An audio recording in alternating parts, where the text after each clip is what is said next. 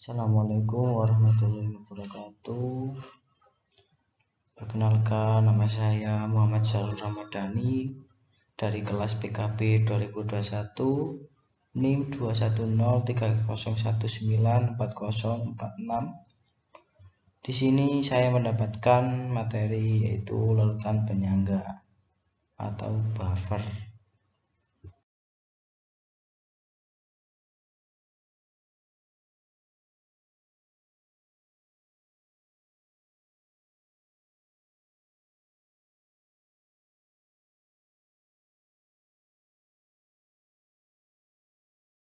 Assalamualaikum.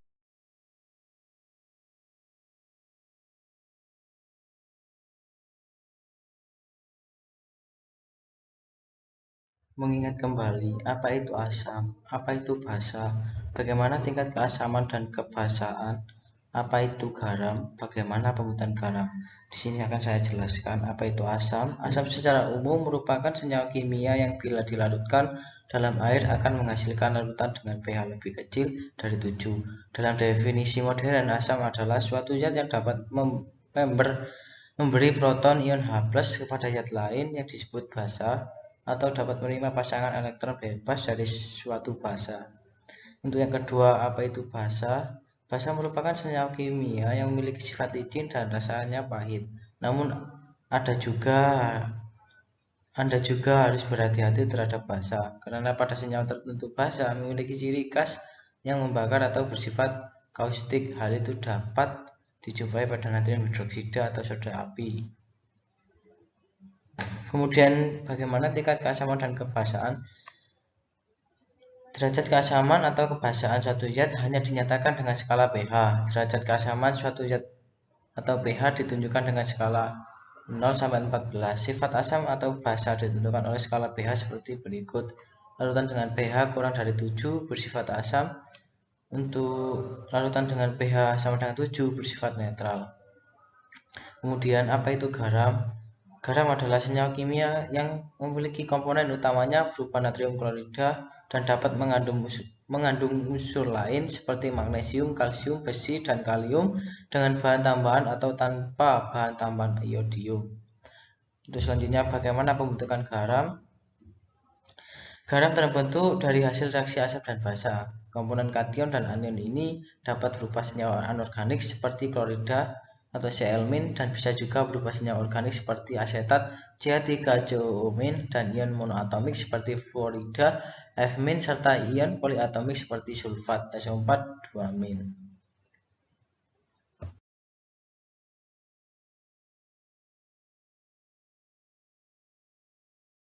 Mengingat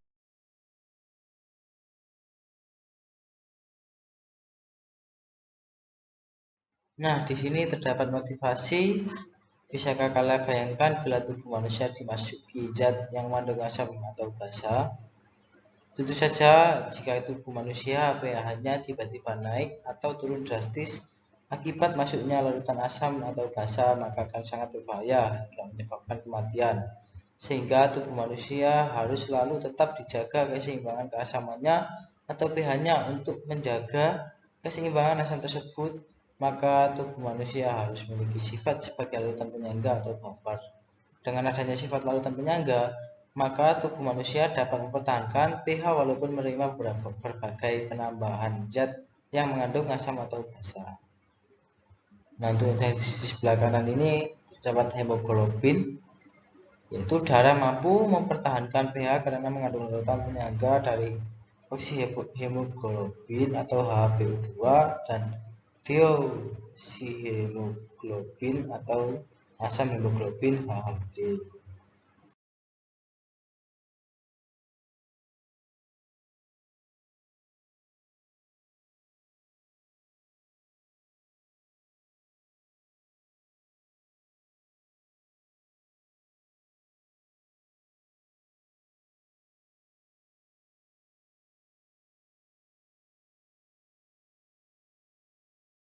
Nah, di sini terdapat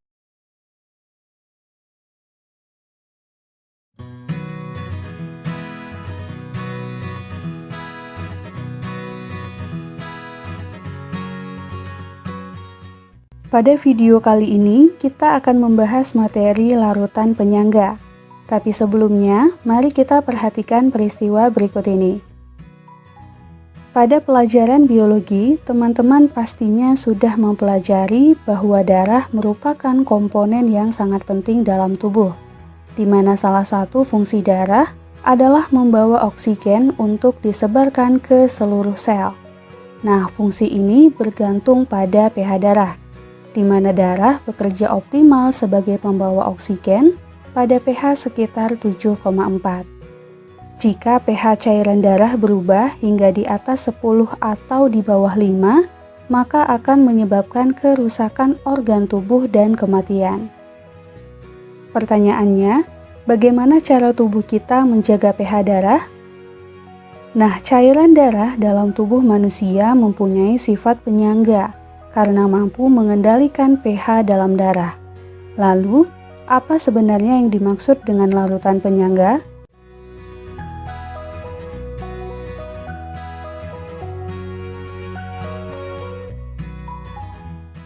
Larutan penyangga atau buffer merupakan suatu larutan yang dapat mempertahankan pH jika ditambahkan sedikit asam, sedikit basa atau air.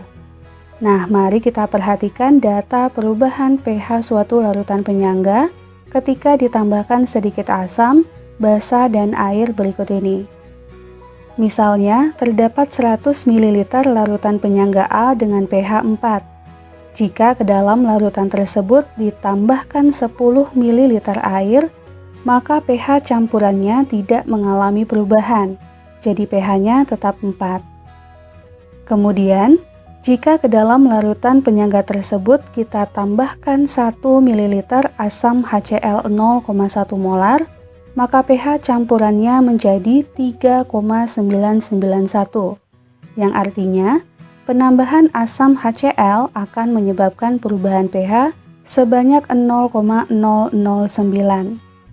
Selanjutnya, jika ke dalam larutan penyangga tersebut kita tambahkan 1 ml basa NaOH 0,1 molar, maka pH campurannya menjadi 4,008, yang artinya penambahan sedikit basa NaOH menyebabkan perubahan pH sebanyak 0,008.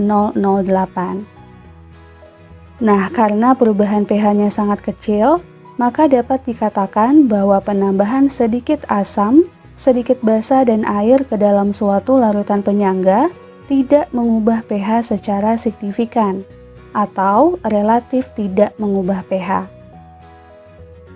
Berikutnya, larutan penyangga terbagi menjadi dua jenis, yaitu larutan penyangga asam dan larutan penyangga basa. Nah, mari kita bahas satu persatu. Yang pertama, larutan penyangga asam merupakan larutan yang terbentuk dari campuran antara asam lemah dengan basa konjugasinya, di mana dalam pembentukan larutan berasal dari garam CH3 dan ion CN-, di mana sedikit asam CH3C, di mana CH3C pH sama pembentukan SO4. Kita tambahkan cegah penurunan pH OH- menghasilkan pH secara dengan persamaan mol basa lemah dari basa lemah. Kan tabel berikut bisa penyangga lemah HCl kan ke dalam persamaan CH3A yang berarti ion H+ liter 2-, NH4 di massa garam.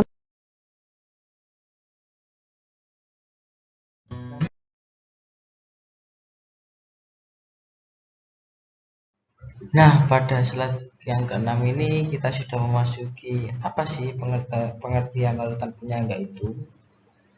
Nah, di bawahnya dijelaskan larutan penyangga atau buffer adalah larutan yang dapat mempertahankan pH dan apabila ditambahkan sedikit air, asam, dan basa, pH-nya relatif tetap atau tidak berubah.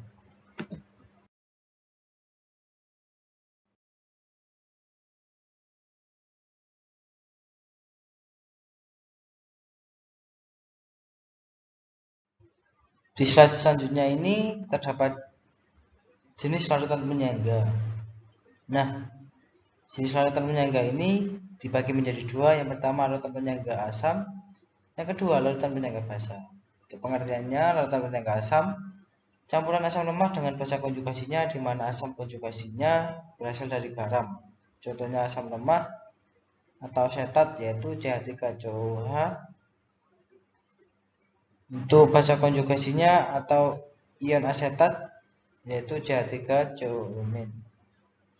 Nah, di sini untuk contohnya mengapa saya mengambil asam lemah CH3COOH dan basa konjugasinya CH3COO-. Ini bisa direaksikan kesetimbangan. Bisa mencari harga ketetapan kesetimbangan asam atau Ka dan harga dari H+. Untuk rumusnya Ka sama dengan CH3COO- dikali H+